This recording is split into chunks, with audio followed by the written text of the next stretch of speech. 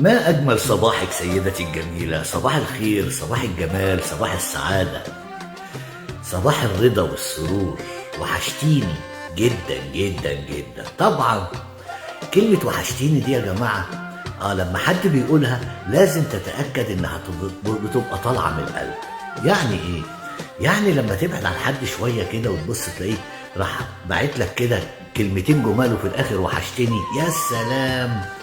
مش كل الناس على فكرة، في ناس بتقولها عابرة. يعني ايه؟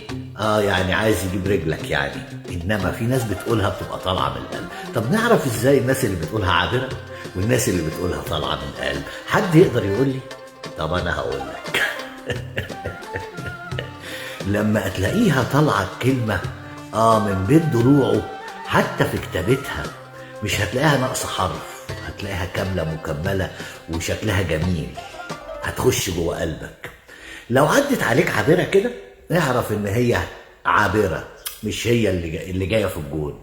انما لو لقيت نفسك وانت بتبص للكلمة كده لقيتها فيها مزيكا، اعرف ان الكلمة طالعة من القلب.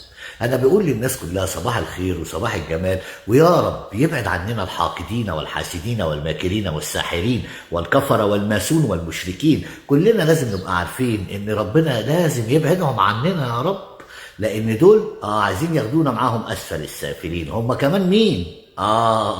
الشواذ والمثليين. يا رب ينتقم منهم ويرسل عليهم طيرا ابابيل ترميهم بحجاره من سجيل فتجعلهم كعصف مأكول. ما تقولوا امين لو سمحتوا. اسعد الله صباحكم بالخير واليمن والبركات.